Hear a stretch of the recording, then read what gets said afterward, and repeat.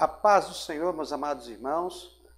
Nós estamos estudando a teologia básica e vocês, como alunos, estão participando agora desta terceira aula sobre o Pentateuco. Então, nós estamos aprendendo dentro desta aula do Pentateuco a composição dos livros. Nós já aprendemos que a Bíblia, o Antigo Testamento, foi escrito em hebraico e um pouquinho em aramaico. Algumas partes, alguns livros em aramaico, mas é uma porcentagem pequena. A maior parte, na sua maioria, foi escrito em hebraico. Sabemos também que no período interbíblico houve uma transliteração do hebraico para o grego. E hoje nós temos a nossa língua portuguesa que veio transliterada do latim, que foi transliterado do grego. Então nós temos do hebraico para o grego, do grego para o latim, do latim para o português. E tem algumas traduções que vêm do hebraico para o português. Então, o que nós temos hoje é uma composição que foi baseada na transliteração do hebraico para o grego. Então, poucas pessoas conhecem no original hebraico os nomes dos livros. Então, nós começamos a nossa matéria do Pentateuco dizendo que o Pentateuco é uma palavra grega que foi dada na Septuaginta, mas que o correto é Torá. Então nós estamos estudando a Torá, o Pentateuco, os 5 primeiros livros da Bíblia, os 5 primeiros livros da Torá. Na aula passada você assistiu aonde nós explicamos sobre o primeiro livro da Bíblia, sobre o livro de Gênesis. Então você aprendeu sobre o livro de Gênesis, que na realidade, no original, é o Bereshit, né? Bereshit, princípio, e Gênesis, que significa genealogia. O nome Gênesis foi dado pelo conteúdo do livro, porque o conteúdo do livro de Gênesis se trata da genealogia das nações, da genealogia dos povos, como que surgiu a descendência de Adão e a descendência de Abraão, e vai até a entrada no Egito.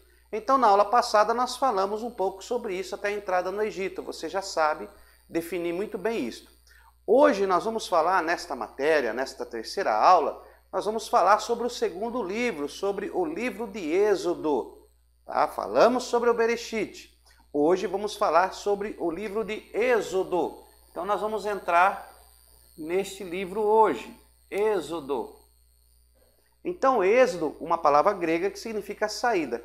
No original não é êxodo. Na Torá está escrito Shemot. Então, êxodo, que no original é Shemot. O que significa Shemot?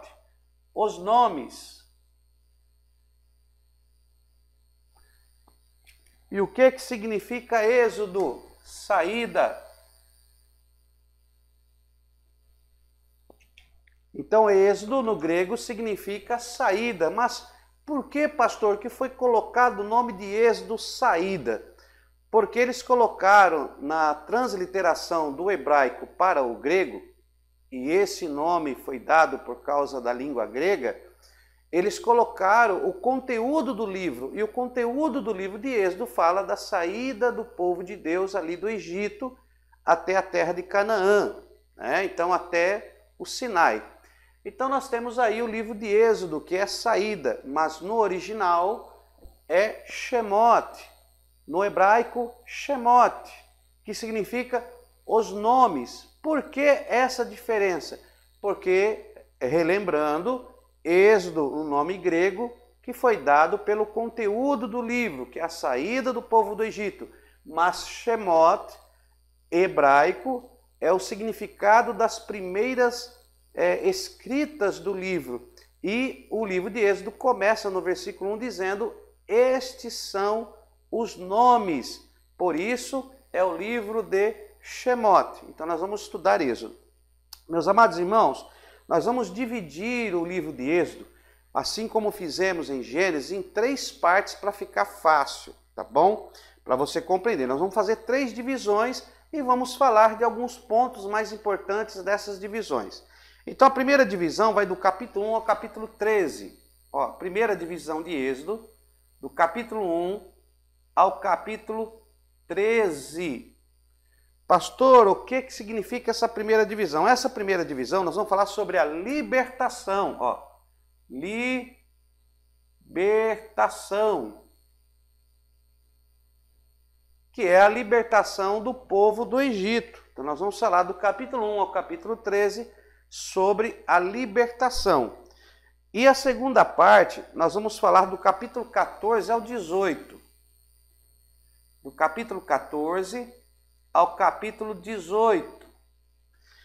Nessa segunda parte, nós vamos falar sobre o povo até o Sinai, até chegar no Monte Sinai. Então, até o Sinai. Tá bom? Então, primeira parte do livro de Êxodo, do livro que significa saída em grego. Na primeira parte de Shemot, Shemot da Torá, tá? Ó.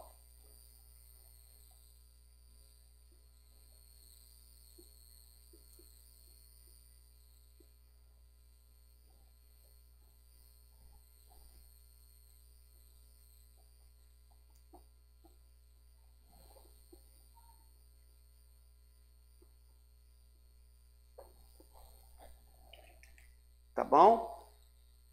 Torá, os 5 primeiros livros da Bíblia, no hebraico, no grego, Pentateuco. Então, no segundo livro da Torá, ou no segundo livro do Pentateuco. Então, no êxodo da Torá, nós vamos falar sobre a libertação, do 1 ao 13, do 14 ao 18 até o Sinai, e depois vamos falar também do 19 ao 40.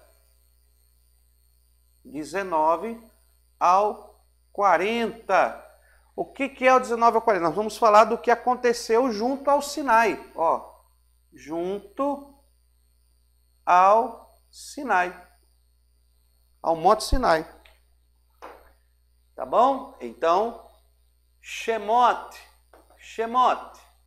Então, no livro de Shemot, vamos falar da primeira parte da libertação, da caminhada até o Sinai e o que aconteceu no Sinai. Então, estamos dividindo nessas 3 partes.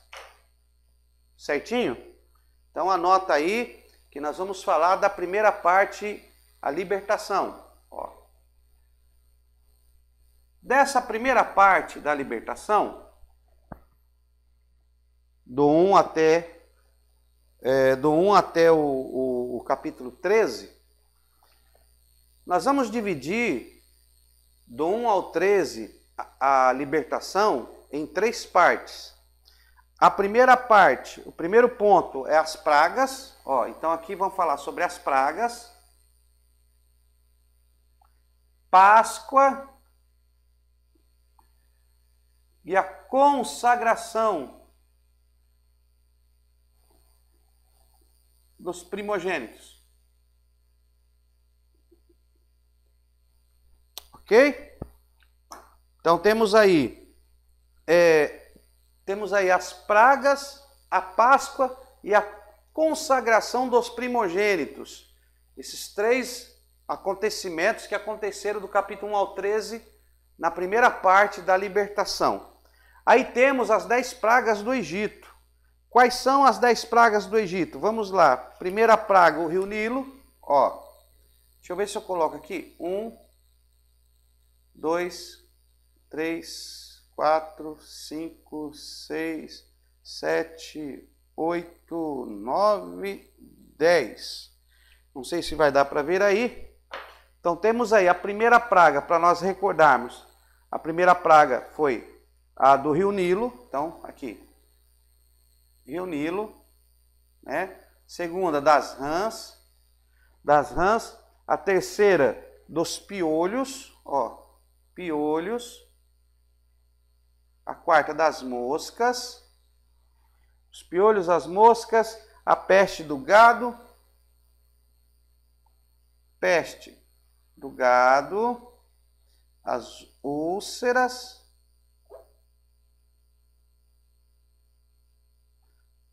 as úlceras, né, que seriam aí os tumores, né? Deixa eu pôr aqui tumores.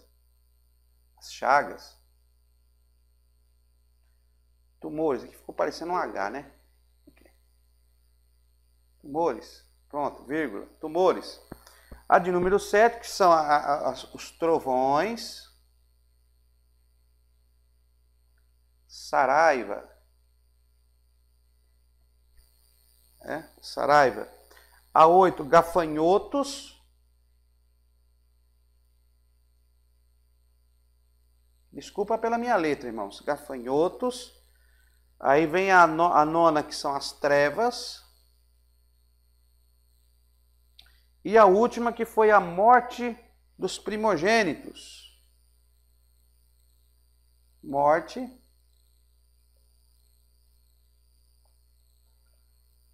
Gênitos. Olha aí. Então nós temos essas 10 pragas que Deus, por intermédio de Moisés, são esses 10 sinais que ele opera sobre o Egito para tirar o seu povo. Tá? Quando nós falamos de Egito, nós não podemos esquecer que o povo de Deus, você conhece a história, na matéria que nós falamos de Gênesis, falamos da genealogia e como eles foram parar lá no Egito, né? Então, eles começaram a crescer, houve uma fome na terra, depois que José foi para o Egito, e eles entraram lá quando José era governador do Egito. Só que Abrão morreu, José morreu, o faraó bom morreu, e diz a palavra de Deus que se levantou outro faraó. Alguns dizem que outro faraó conquistou o Egito e ele agora começou a reinar com mão de ferro e escravizou todos os judeus. Bom, mas eles estavam no Egito. Quando nós entramos em Gênesis, nós vemos que o povo estava sofrendo. O povo estava no Egito como escravo há mais de 400 anos. Então, 400 anos escravos. Eles foram impregnados por todas as místicas do Egito, os deuses do Egito. Então eles conheciam os deuses do Egito. E o verdadeiro Deus, que era o Deus do povo de Deus lá, Deus não tinha falado com eles. Podemos até comparar esses 400 anos da escravidão no Egito como os 400 anos de silêncio depois do profeta Malaquias. Não havia manifestação de Deus, Deus não falava com alguém, não há registros de que Deus falou por intermédio de alguém. Então, 400 anos como escravos, sem ouvir a voz de Deus, sem conhecer a Deus no profundo. Uma nação já tinha morrido, outro povo já tinha nascido e eles estavam escravos no Egito. Porém, quando Deus chama Moisés, Moisés vai retirar o povo do Egito. E através desses sinais, para acontecer a libertação, Deus opera esses sinais sobre o Egito. Por quê? Porque haviam deuses no Egito. Eu vou colocar alguns aqui. Por exemplo, havia o deus Hapi, que era o deus do rio Nilo. Então aqui tinha Hapi. Hapi era o deus do rio Nilo, que trazia toda a prosperidade do Egito. O rio Nilo, ele não é o maior rio do mundo, mas ele é o mais comprido do mundo. Ele só não é o maior, porque ele não é tão largo, mas ele é o rio mais comprido do mundo, é o rio Nilo. Então, estava lá o deus Hapi, que eles adoravam. Era o deus do rio Nilo, aonde as águas passavam, trazia prosperidade. O Egito era próspero e eles adoravam esse deus, dizendo que esse deus Hapi era o deus que estava ali no rio Nilo. Tinha também a deusa das rãs, né? Que houve essa praga das rãs. A deusa das rãs era a deusa chamada Hecate. Hecate, é assim. Hecate. Hecate. Hecate, a deusa das rãs, que fazia com que as rãs não invadissem, que as rãs... Então tinha essa deusa que ela tinha a cabeça de uma rã e eles adoravam essa deusa também. Tinha também o deus Tote, né? Tinha o deus Tote. Tote, que era o deus da magia. Deixa eu pôr aqui, magia.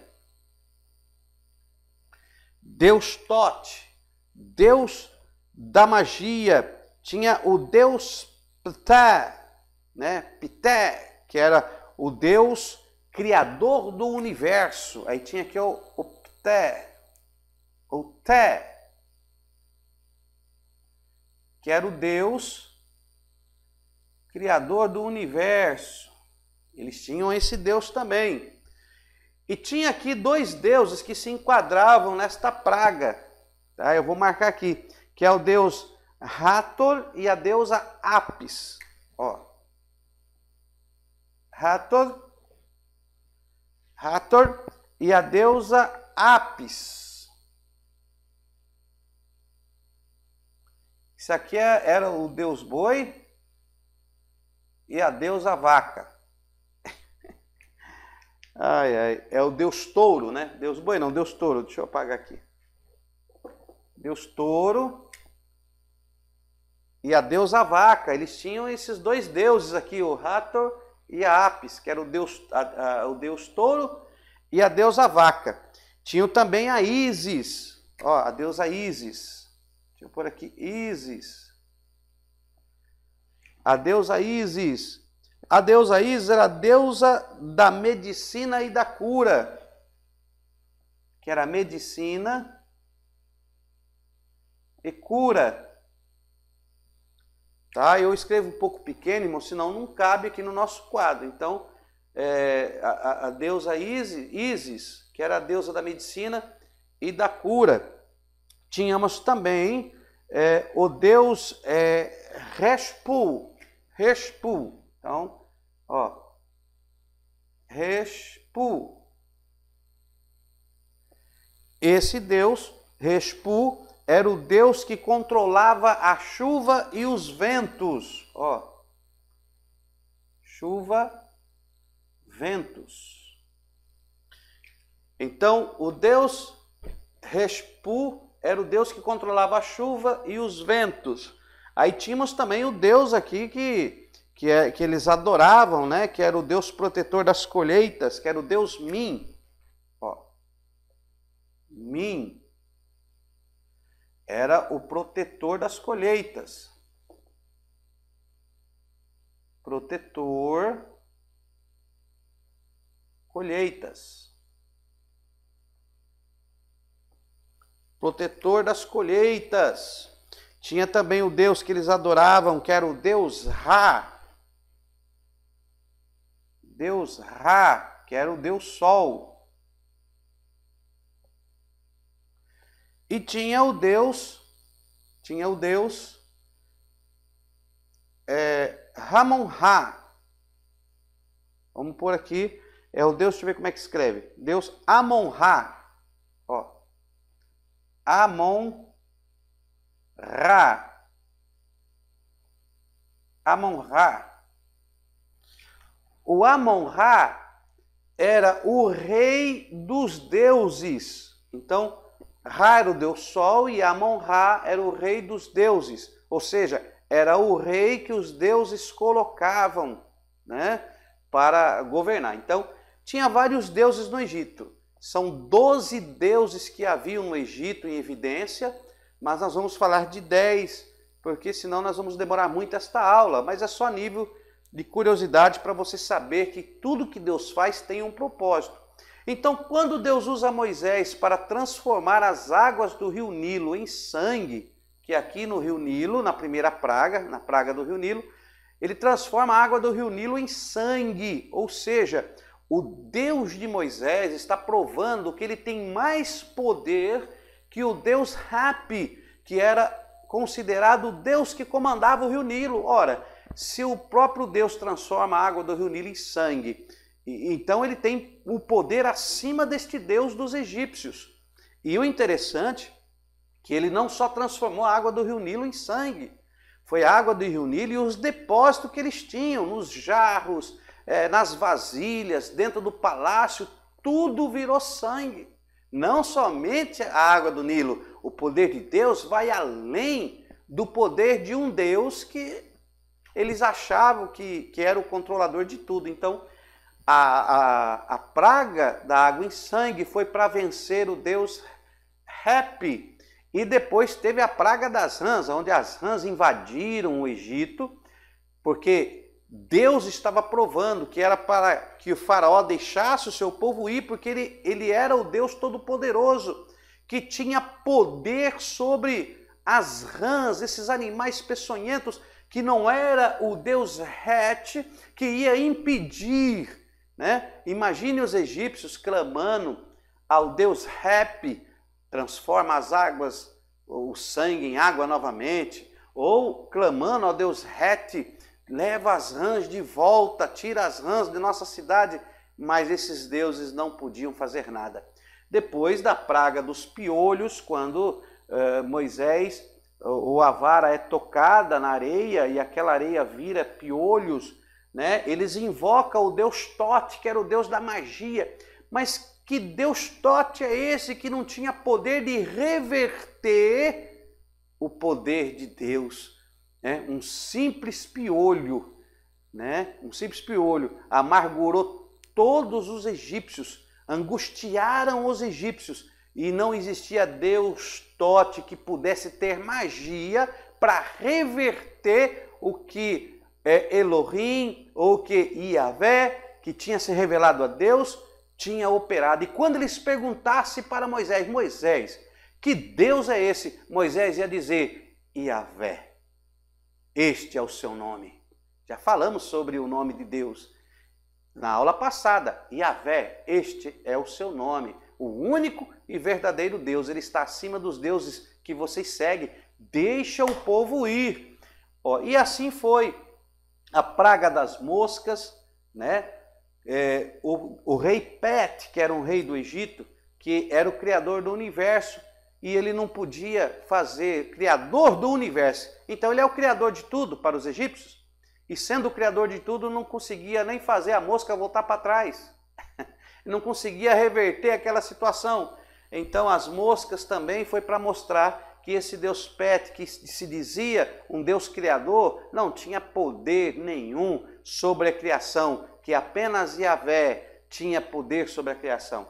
E depois a peste no gado, quando o gado, todos os animais foram feridos pela peste, que foi a quinta praga no Egito, Deus mostrando que o Deus touro e a deusa vaca adorada pelos egípcios, o Deus Hathor e a deusa Apis, não tinham poder, que o poder era de Yahvé. Yahvé punha feridas naqueles deuses que não podiam fazer nada. Deixa meu povo ir, porque Yahvé é o Deus Todo-Poderoso, está acima dos seus deuses. Mas mesmo assim, o coração de Faraó era endurecido, ele não deixava o povo ir. Depois teve as úlceras e tumores, que foi a sexta praga. Os egípcios foram tomados por úlceras, tumores, e eles clamavam a deusa Ísis, que era a deusa da medicina e da cura. Mas a deusa Ísis do Egito, que eles adoravam, não conseguia curá-los e nem tirar as feridas, as úlceras, porque era Yahvé que estava pesando sobre eles para deixar o povo ir. Depois temos a praga aí dos trovões, que é a sétima praga dos trovões, e a saraiva, que tomou conta de todo o Egito. E nem o deus Respo pôde impedir essa saraiva e esses trovões que abrangeu todo o Egito. Esse deus Respo, que era o deus da chuva e dos ventos, não conseguia reverter aquela situação. Mais uma vez, Yahvé prova que ele está sobre todos esses deuses. E aí temos a praga dos gafanhotos, que Yahvé enviou ao Egito, a oitava praga, que caiu sobre a colheita dos egípcios. E eles mais uma vez clamaram ao Deus Min, que era o protetor das colheitas. Oh Deus Min, nos ajude na nossa colheita. Ah, não existe Deus Min que dê conta de colheita. Não existe. Não adianta eles orar, não adianta sacrificar o Deus Min, porque isso foi da própria mão de Yahvé. E Yahvé é o único e verdadeiro Deus. E ele prova isso na oitava praga. Depois temos a nona praga, esse Deus considerado o Deus mais poderoso dos egípcios, que é o Deus Ra, o Deus Sol. Eles adoravam o Deus Sol. Então, quando o sol nascia, é como se o Deus Ra estivesse banhando sobre eles os raios do sol e eles adoravam o Deus Ra. Mas aí o que é que Yahvé fez? Eu vou tirar esse Deus Ra de cena. E aí Yahvé manda trevas sobre a terra, ele escurece tudo, o dia vira noite. Cadê o Deus Ra? Deus Ra, o Deus Sol, não tinha poder sobre a manifestação de Yahvé. Ele é o Deus Todo-Poderoso. E a última praga, nós vemos no Egito, foi a morte dos primogênitos, né?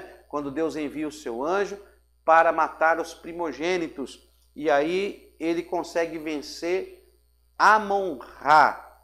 Amon-Ra era o deus dos deuses, no caso, Faraó, né? O rei do Egito. Faraó era considerado como Amon-Ra, o deus colocado por Ra sobre todos os deuses. Ele era o rei de todo o Egito, era o rei dos deuses, Amon-Ra. E aí, na morte dos primogênitos, você já sabe que o filho de Faraó morreu e Amon-Ra não teve forças contra Yahvé. Aí Amon-Ra teve que deixar o povo de Deus partir, porque ele não era páreo para Yahvé. Então temos esse acontecimento, não vamos entrar em detalhes, apenas para que você saiba desse acontecimento. É muito importante, estude, pesquise mais sobre isso, que você vai ter uma grandiosidade. O segundo acontecimento que nós vamos falar é sobre do povo até o Sinai. Tá? Deixa eu pagar aqui. Até o Sinai. Ó.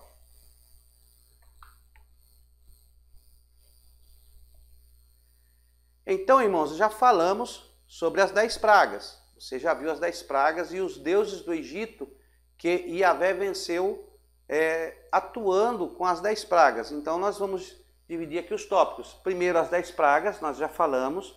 Você viu aí no vídeo sobre as 10 pragas, aonde Deus, Yahvé, mostrou o seu poder sobre os deuses do Egito.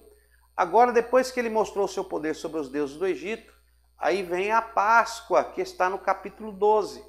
Então, do capítulo 1 até o capítulo 11, vem as 10 pragas, e depois do capítulo 12 temos a Páscoa, e no capítulo 13 temos a consagração dos primogênitos. Então, eles fazem a Páscoa. Aqui está o sentido da Páscoa. A Páscoa, eles comemoraram a Páscoa porque eles iam sair do Egito. A Páscoa comemorava a libertação do Egito, que é essa primeira parte que nós estamos vendo aqui no livro de Shemot, no livro de Êxodo, a saída, os nomes. Então, a Páscoa representava isso. A Páscoa não era com ovinho de Páscoa, com chocolate, não tinha coelhinho, não tinha isso não. A Páscoa é a saída do povo do Egito. E para eles comemorar a Páscoa, eles fizeram o quê? Eles tinham que comer carne assada no fogo, carne assada ao fogo, pão sem fermento e ervas amargas. Ó.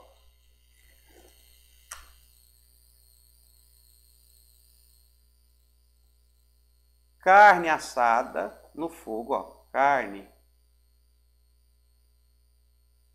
assada ao fogo,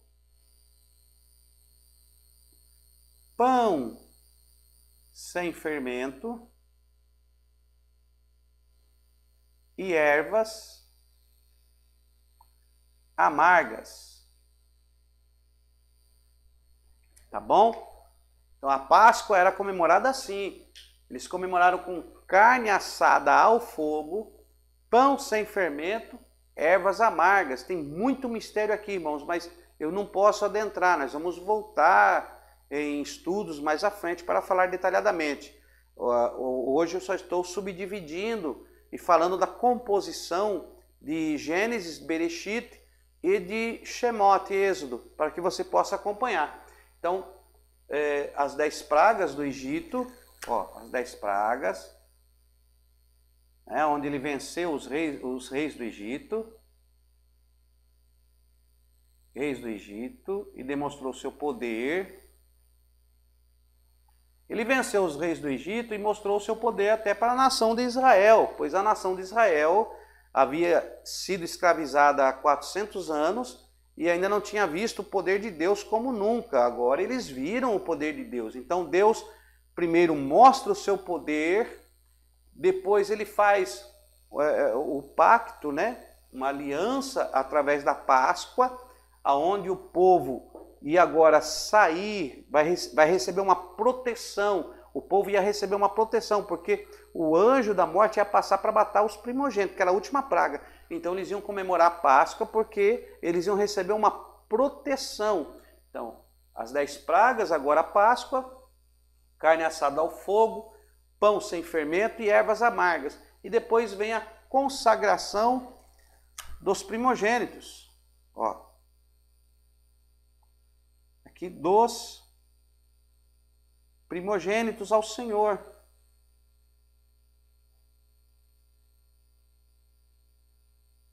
Ao Senhor, né? Homem e animais.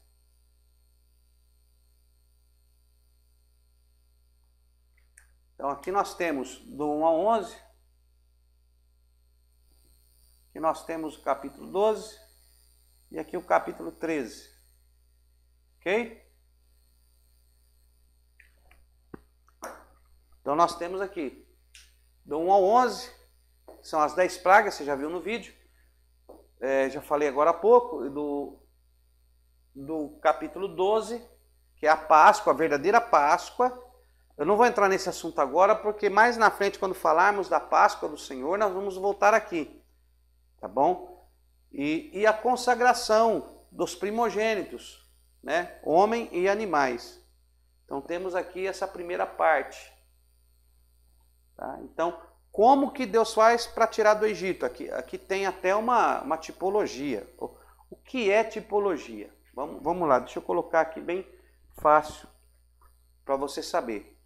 Vamos ter uma matéria que vai falar sobre isso, mas eu só vou dar aqui um parecer para que você possa entender às vezes o que nós estamos falando, né? Mas nós vamos ter uma matéria que vai falar sobre tipologia. Então, ó, tipologia.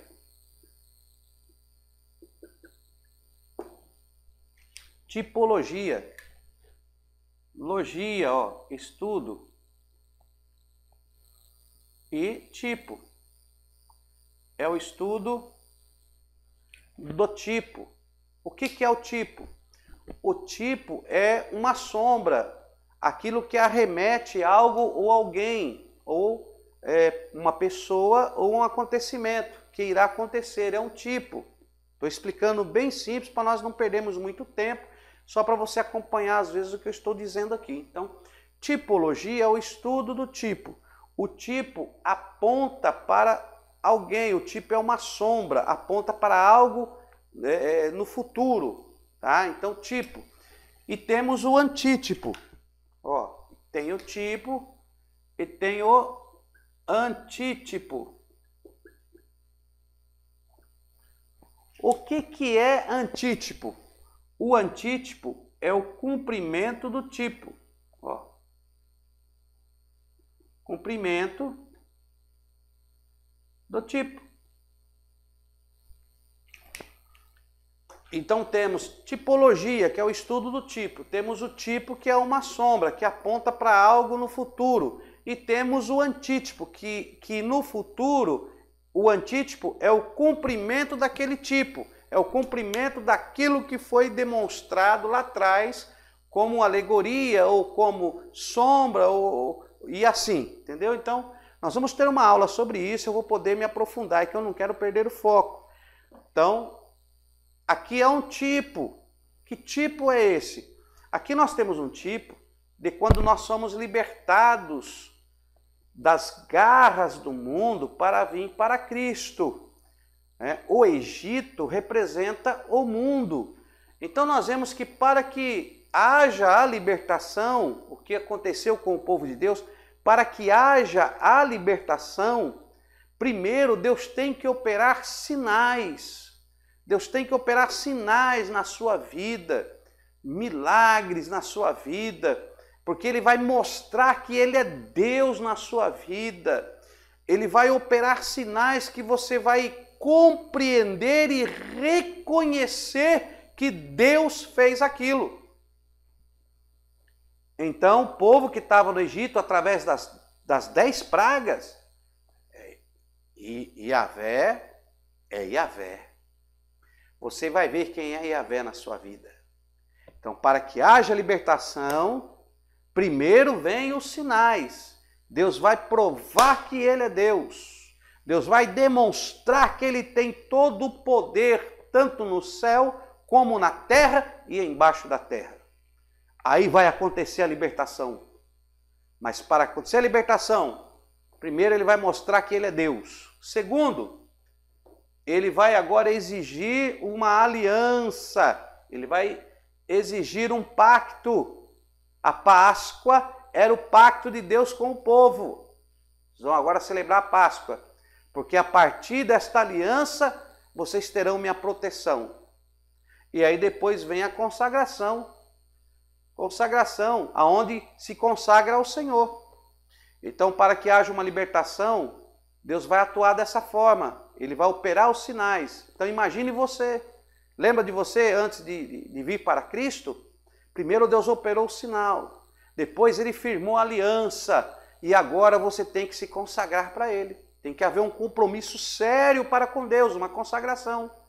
Então Deus fez isso com o povo. Isso é uma tipologia. É um tipo do que Deus requer de nós. Amém?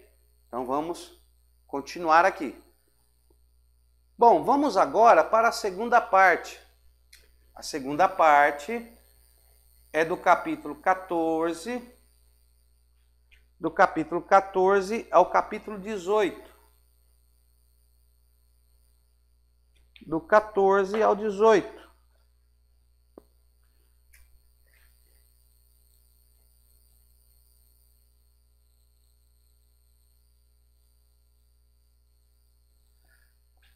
Então, a segunda parte é do capítulo 14 ao 18, que é até o Sinai. Então, nós colocamos aqui, ó, até o Sinai.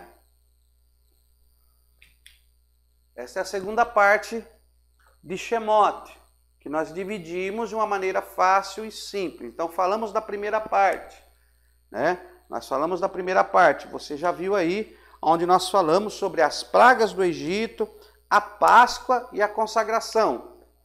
Primeira parte, libertação, as pragas do Egito, a Páscoa e a libertação. Então, para que haja a consagração, para que haja a libertação, Deus demonstra o seu poder, Deus faz o pacto e você faz uma consagração. Então, falamos sobre isso aí. Agora nós vamos para a segunda parte, que aí eles saem do Egito e começa agora a caminhada até o Sinai. Então, até o Sinai tem alguns pontos que são importantes.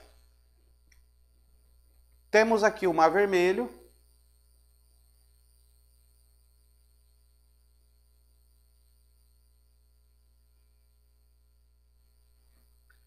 As águas amargas.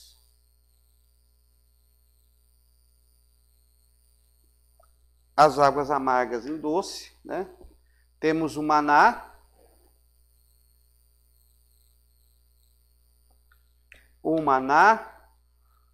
temos o maná, a água da rocha,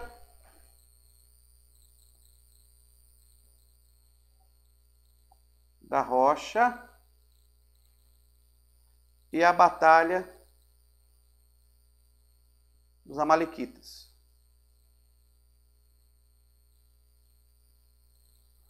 Então temos alguns acontecimentos aí para se chegar até o Sinai, até o Monte de Deus. O Mar Vermelho, as águas amargas em doce, o maná, a água da rocha e a batalha dos amalequitas. Então eles atravessam o Mar Vermelho, depois da libertação, agora vem uma preparação, vem algumas fases que eles vão passar, que o povo vai passar. Passa pelo Mar Vermelho, onde o mar se abre, os caminhos que serão abertos. eles chegam às águas amargas, achando que não vão morrer, mas elas são transformadas em águas doces. Tem o maná do céu, tem a água que é da rocha e tem a batalha dos amalequitas. Mas como nós já falamos de tipologia, então temos o Mar Vermelho, quando o mar é aberto para o povo passar. Então é Deus abrindo os caminhos. Então aqui os caminhos abertos, né? Então temos aqui os caminhos que são abertos. Ó, caminhos que são abertos. Então Deus vai abrir os caminhos. As águas amargas em doce, o poder da transformação, né? Você pode encontrar alguns argores no caminho, algumas dificuldades no caminho, mas vai haver a transformação. O maná que cai do céu, a providência, Deus vai prover. A água que sai da rocha, né? A providência da água também, quer dizer, Deus vai te dar o alimento e vai te dar o sustento, a bebida. Água e pão estão relacionadas. Eu não quero entrar nesse assunto, senão nós fogemos. Então, e tem a batalha dos amalequitas. Essa batalha só foi vencida. Lembra da batalha dos amalequitas? Foi a primeira batalha do povo de Deus após sair do Egito. Escravos há 400 anos, viram o poder de Deus, eles estão no meio do deserto, aí vem essa primeira batalha dos amalequitas. Josué vai para a batalha, Moisés sobe no monte, Arão e Ur sobem com Moisés, Moisés com a mão levantada começa a cansar, vai abaixando, aí Arão segura numa mão, Ur segura na outra, enquanto Moisés está com as mãos levantadas, o povo está vencendo a peleja. Né? Ali fala de união, aqui nós fala de união, corpo de Cristo, né? Quando a igreja se une, né? Fala, quando a igreja se une não tem batalha que perca, então fala da união da igreja. Enfim, tá? Tem essa tipologia, mas nós não podemos nos demorar aqui, senão nós vamos prosseguir. Então marque isso aí na Bíblia, dá uma lida, dá uma estudada, procure estudar, porque aulas posteriores nós vamos retornar aqui. Quero que os irmãos entendam, nós estamos dando aqui um curso básico, estamos tentando resumir para que você possa acompanhar a Bíblia. Só que como nós temos 24 matérias, e nós estamos na segunda matéria, que é o Pentateuco, né, que é a Torá, então nós temos muita coisa para ver, então nós iremos retornar para cá. Não é assunto esgotado, é apenas para que você saiba dos acontecimentos. Então nós temos esses acontecimentos, tá bom? Então vamos lá. Que aconteceram até o Sinai. Então até o Sinai aconteceu muita coisa, né? Então houve a libertação, agora tem a peregrinação, o caminho até o Sinai, o caminho que você vai percorrer. Deus te libertou do Egito, mas tem um caminho a percorrer. Tem pessoas que querem cortar esse caminho que ele tem que percorrer. Não tem como cortar esse caminho. Você tem que andar na diretriz que Deus preparou. Ninguém cai de paraquedas, irmão, em algo lá na frente. Não, tem um caminho a percorrer. Tem uma história a ser construída. Ninguém pode burlar uma história. A história tem que ser construída. Né? Hoje existem pessoas que sobem no monte membro e desce do monte apóstolo, pastor. Cadê o caminho a ser percorrido? Cadê o caminho que ele percorreu?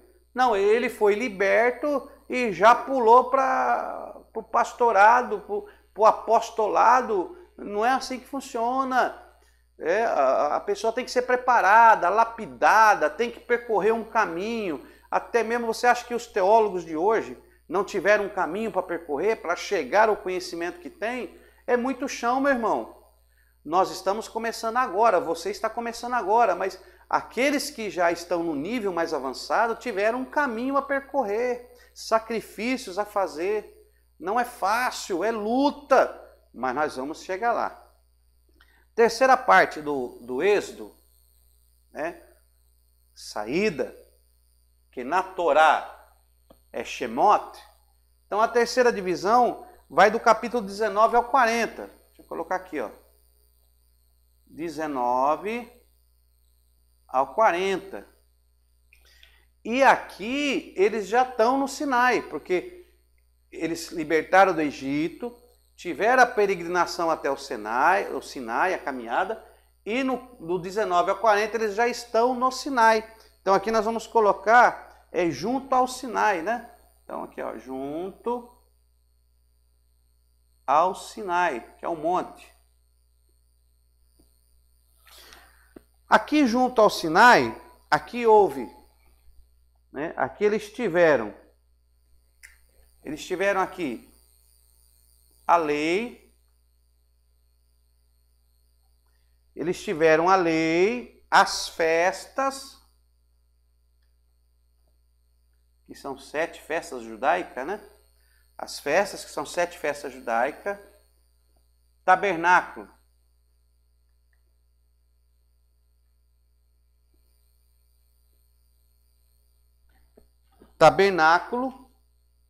e quarto, a lei, as festas, tabernáculo, e o quarto aí é o sacerdócio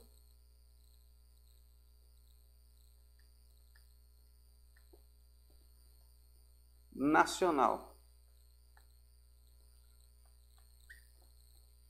Levítico.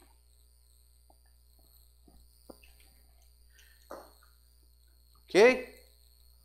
Então, quando eles chegam no Sinai, aí eles recebem a lei, é instituída as festas, Deus institui, que aí Deus começa a lhes dar a lei, os 10 mandamentos, Deus começa a entregar as festas que eles deveriam fazer por causa da libertação. Deus agora institui o tabernáculo, né? Êxodo 25, né? E me fareis um santuário para que eu habite no meio de vós. E o tabernáculo e também o sacerdócio nacional, levítico. Então, este é o Shemot, simplificado para você entender, tá bom? Então, nós temos aqui a libertação. Você já viu como é que acontece a libertação? Deus opera sinais, Deus opera poder, as 10 pragas, a Páscoa, né? Deus a Páscoa, que é o pacto, a aliança, e depois vem a consagração. Depois temos os acontecimentos até o Sinai, as experiências que o povo vai agora viver com Deus. E agora, junto ao Sinai, chegando até onde Deus quer, agora Deus vai determinar orientações, instruções para que ele habite no meio do seu povo e agora vai dar toda uma instrução para o povo, tá? Este é o Êxodo. Então fique comigo porque na próxima aula nós vamos falar sobre o tabernáculo, ó. Nós vamos falar sobre o tabernáculo, isso é grandioso. Próxima aula. Vamos falar sobre o tabernáculo. Deus no meio do seu povo, revelando a sua vontade. E vamos falar também das festas. Ó, isso aqui é muito importante. Então nós vamos na próxima aula falar sobre as festas. Não perca a próxima aula. Vamos falar sobre as festas e o tabernáculo para fecharmos Shemot. Tá? Porque isso aqui é muito importante, o cristão tem que conhecer sobre as festas judaicas e sobre o tabernáculo. Isso é muito importante, você tem que conhecer sobre isso. Tá? Então continue conosco, continue firme neste curso, estamos aqui devagarinho, as instruções para você ir entendendo, assimilando, mas Deus vai te dar a cada dia mais o esclarecimento necessário. Então não perca a próxima aula, que vai ser muito maravilhosa. Depois que falarmos sobre as festas e o tabernáculo, aí sim nós vamos entrar no próximo livro, que é Levítico, Vaikra, tá bom? Que aí fala do sacerdócio nacional. Então nós vamos falar sobre o sacerdócio universal em Levítico e como que foram separados. Continue conosco, Deus abençoe sua vida. Não se esqueça de se inscrever no nosso canal, no YouTube, CETAD. Lá, clique lá no sininho, porque toda vez que nós postarmos um vídeo, porque tem coisas que nós não dá tempo de falar, é muita coisa. Então nós vamos gravar alguns vídeos extras e vamos lançar no nosso canal. E você se inscrever no nosso canal vai receber esses vídeos que vai somar a matéria e você vai ter conhecimento. Até outros professores que faz parte do nosso corpo docente estarão gravando vídeos também e vai ser colocado para que todos possam ter acesso aos estudos. Então, continue conosco no nome do Senhor Jesus e até a próxima aula.